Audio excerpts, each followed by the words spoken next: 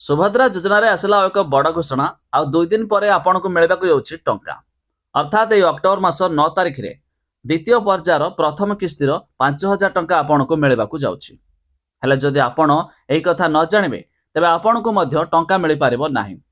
कौन रही घोषणा जानिबा पूर्व वीडियो को लाइक करंतु, सब्सक्राइब करनथिले एबे सब्सक्राइब करी पाखर थिबा घंटी चिन्ह को दबाई दियंतु।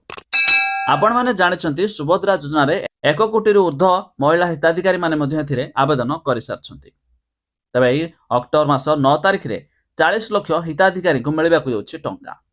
हेले जानि रखंतु जदि आपणकर अकाउंट रे डीबीटी अर्थात आपणक आधार कार्ड रे बैंक अकाउंट लिंक नथिबो तबे सरकार आधार कार्ड माध्यम रे पठाई थांती सुभद्रा योजनार टंका, जहा द्वारा सरकार टंका पठाले भी आपणक खाता रे जमा हेबो नाही जदि आपणकर आधार कार्ड रे कौन से बैंक अकाउंट लिंक नथिबो।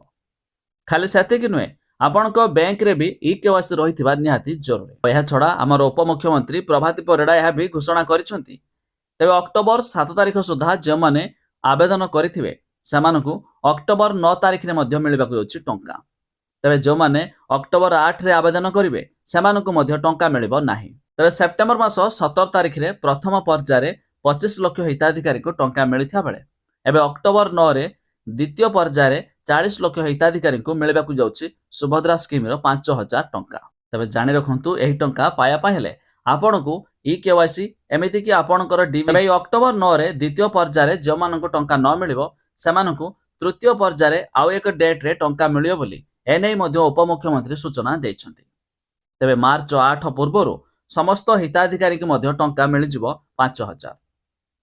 तेबे मार्च 8 तारिख रे सुभद्रा योजनार द्वितीय किस्तिर अर्थात सेकेंड इन्स्टॉलमेंट रो आउ 5,000 टंका समस्त हिताधिकारी के मध्य मिलिबो। तेबे अधिक जानिया पाई वेबसाइट रो लिंक आमे डिस्क्रिप्शन रे देइछु, आपण माने जाई मध्य चेक कर देई पारिबे।